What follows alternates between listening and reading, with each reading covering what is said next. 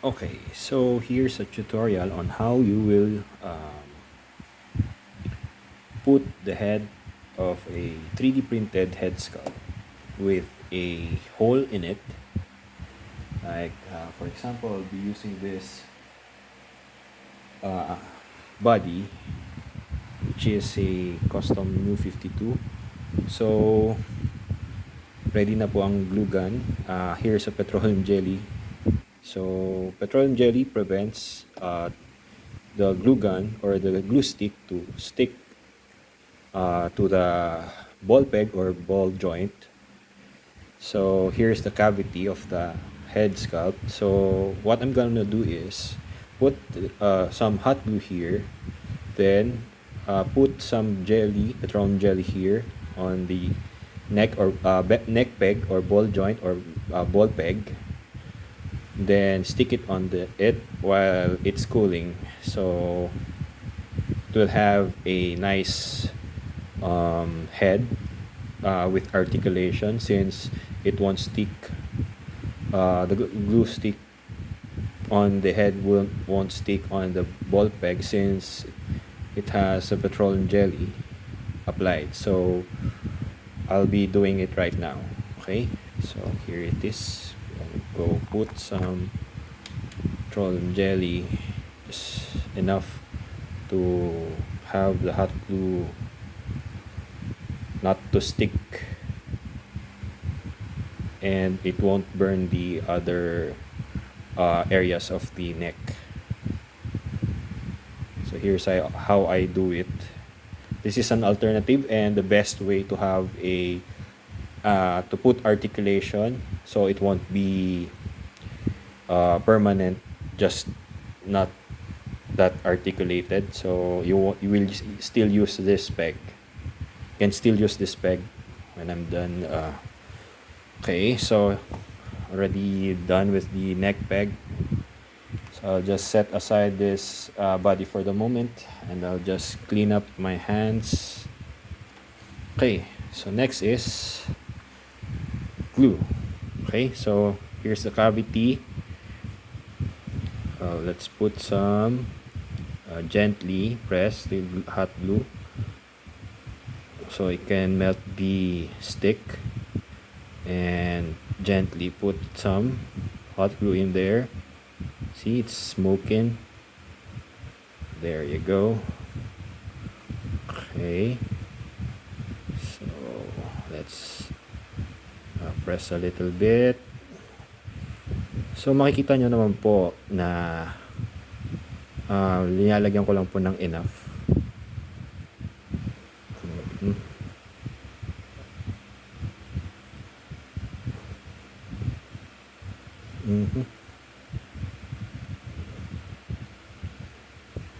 Okay, so yan. So hintayin ko siya konting lumamig ng konti. I'll just turn this off muna. Kakalat kasi siya na excess hot glue. So this is the process, the long process, but it works. I'll just let it cool down for a little bit, and kakalat pa siya yung glue gun ko dito ng excess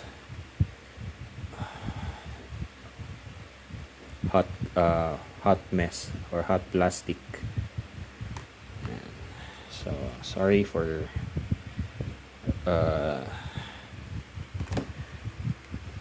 ang maganda po dito, ayan, so ayan, pwede naman pong bawasan yan later. Ayan. So tatanggalin lang natin yung excess. Ma-process po siya, pero it works.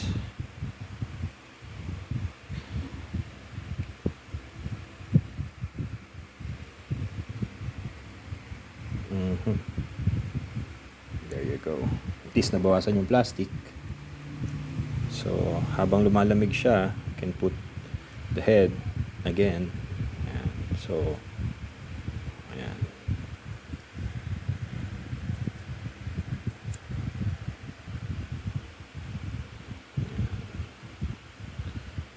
So I'll just cut later the the excess with X-Acto blade.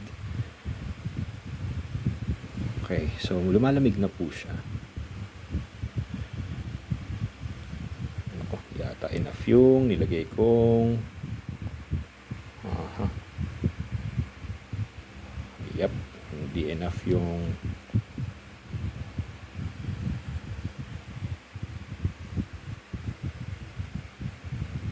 nilagay kong ano. Ayan, movable pa rin naman po yung ball joint.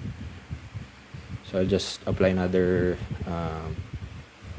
set of petroleum jelly so it won't stick again. Ayan. May mga excess pero natatanggal naman po yan. Hindi naman po permanent halos ang ang glue gun. So ayan. So we'll wait na lang po for the meantime to get it cool.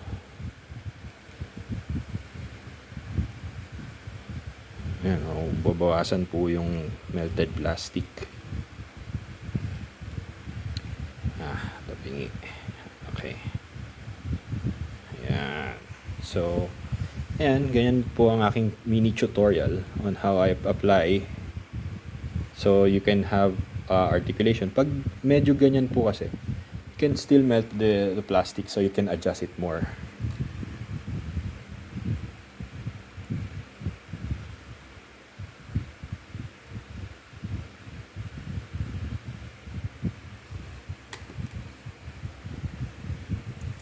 Okay, so let's stick it.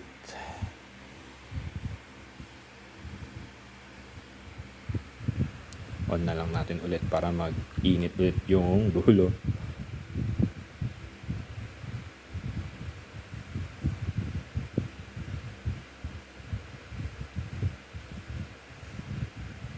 Sorry sir, mga sir. This is how I do it the best way so that you won't think of articulation. Kasi po pag blue tack, well, at least yung blue tack non-permanent and won't damage but this method doesn't damage your your head sculpt. I guarantee kasi this method I learned from another head sculpt artist of